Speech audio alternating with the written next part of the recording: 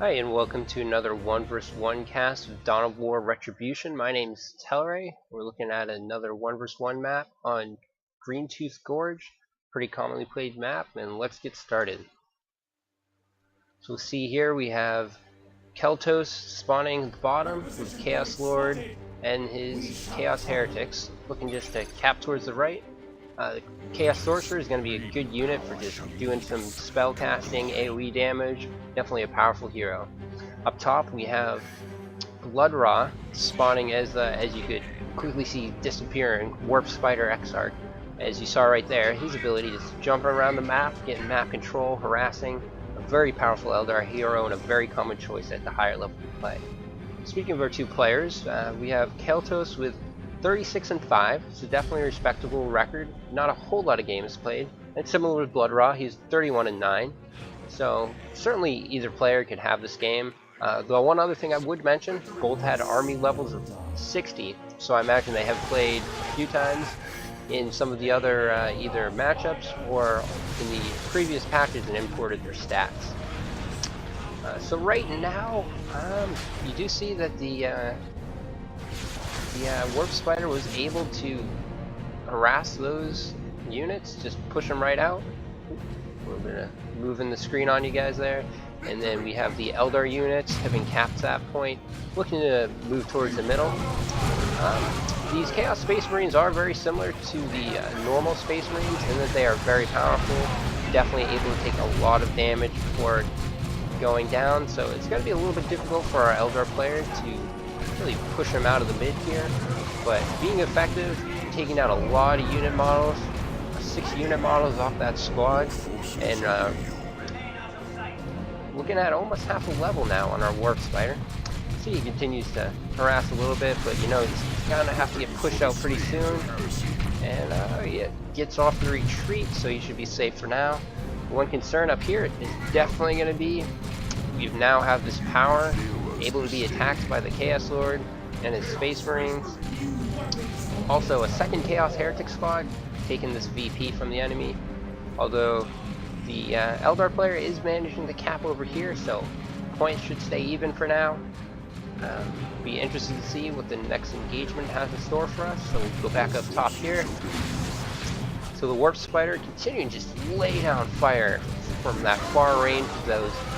Well, he doesn't quite have the Death Spinner upgrade, but you get the idea. Very, very powerful weapon, just able to do tons of damage at range. Very common hero to get upgraded with improved targeting, just to increase his damage that much more. And this should be an interesting engagement. You see we have the Howling Banshees running in. They're really going to try to deal as much damage as possible. The one downside with them is, you see right there, they just are squishy units, so they can be killed very quickly. And we're down to only 2 unit models left, so definitely willing to keep the troops on the field to get that map control instead of running them away. Probably a good choice for by our Eldar player. And as you see, continue to just cap away when he can with those Chaos Heretics. And if we come back down bottom here, see, he's healing up at his base and doing what he can. So, for those of you a little bit newer to Dawn of War 2, it's a very unique RTS. Well, unique in that it's very similar to actually a few games out there, but all by the same company. Very similar to company's Heroes, the original Dawn of War. All those games, what they share in common is there's very little base building that actually goes on in the game. It's all about action, all about taking these points as quickly as possible, and the different points have 3 different attributes. Some of them will give you this requisition, which is your basic resource to get out units. Then you have your energy, that's going to be for teching up, getting your upgrades, your higher tier units, your vehicles. Then you also see you have 3 points on the map. These are going to be for your victory points, and whoever holds more holds on to their victory points and makes the other guy lose his. Take another look at the action. Eldar got pushed out.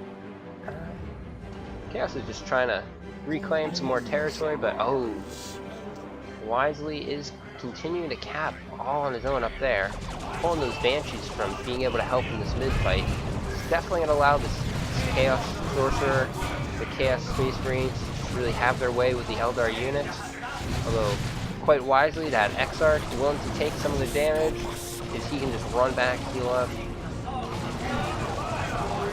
And we see that the Chaos Heretics, they got no problem running in there. You can see that sacrifice ability go off. It does damage in the area, does kill one of their squad members, but also you know, does all that damage, presses. It's definitely worth it. And ooh, here you see this channeling ability going on with the Chaos Heretics. It will make all the nearby friendly units go invisible. It's definitely a powerful ability. Come back up top here. See that the Eldar players continue to just try to protect his energy. He's definitely going to be teching up quick. You see, he's already 3/4 of the way, over 3/4 of the way to tier 2, and that could definitely be a game changer in this game. Right now, he's just getting controlled by that Chaos Heretic and those Chaos Space Marines. Such powerful units early on. See, continue to have some capping going on by both players. Those Banshees are continuing to cap. You see, jumping forward with that awesome ability, and like I said, getting his improved targeters, more range and damage on his range attacks. Really just going to make him that much more deadly, especially to some of these weaker units like these Chaos Heretics. Although, with no power, he's definitely going to be careful here. He's going to get suppressed, surrounded by melee troops. Oh. Said it was a pretty good grenade, but just doing too much damage to himself. 14 health, ooh, it's going to be close. And he makes it out. Lives to fight another day. So, we continue to look around the map. Capping continues to be going on by both those Banshees, the extra Guardian squad. Although these Guardians are definitely going to have to be careful about what they do. Somewhat intelligently throwing that grenade down right in front of them, preventing the Chaos Sorcerer from being willing to get into melee. You see that Chaos Sorcerer also has that kind of warp ability to jump right into combat. Come back over here, we have all these Chaos Heretics who've been willing to lay down fire. These grenades doing good amounts of damage to both infantry and buildings, so allowing them to do good damage to these power generators.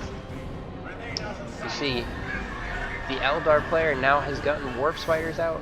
An interesting choice. They're very powerful and will definitely mow down these Chaos Heretics rather quickly, but not necessarily the most forceful choice you could have had. You could have gone for a vehicle, which would really have forced his opponent to go for AV weapons. If that victory point is lost. So far, you know, it's a pretty close match. We see that, you know, our Eldar player is a little bit behind on those victory points, but where he hasn't made any huge mistakes, hasn't lost any entire squads yet, he's definitely still in this game.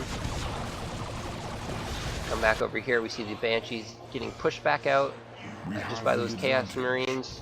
The Chaos did take a model loss, which is a bigger hit for them than some of the other units. Some more capping going on. There's action all over the map, and that's one of the greatest things about Dawn of War 2. There's always something going on somewhere. See those Warp Spiders are being willing to use their jump ability to jump around, try to stay in cover out of combat. Watching out for those Chaos Heretics.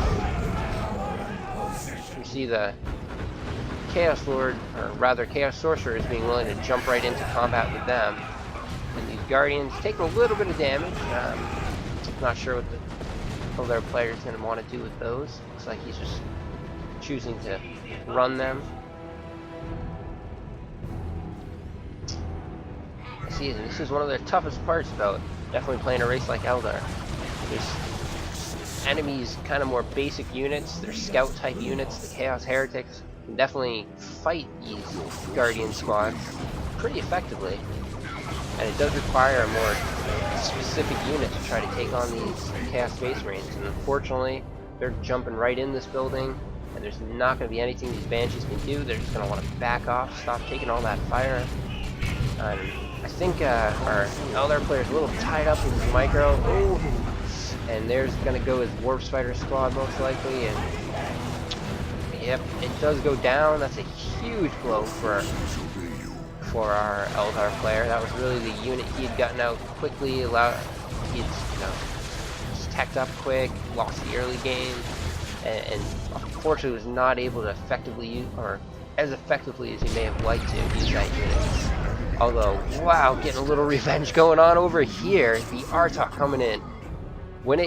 That's a global ability. It's an ability that you need to get the global requisition, and basically it's gonna jump right in, and you see it calls down that little AoE where you can target several bombs to go off and deal a high amount of damage. The enemy player can see it, but in that case they did not see it in time, and that's definitely going to help out. The one concern though is this Chaos Dreadnought is now out. It starts off with a ranged weapon that does pretty effective damage against all unit types, so you know, with proper micro, proper support, it can definitely change the way this game's going. You see the Howling Banshees running in, suppressing. Unfortunately, taking at least 1 or 2 model unit losses. Getting a little bit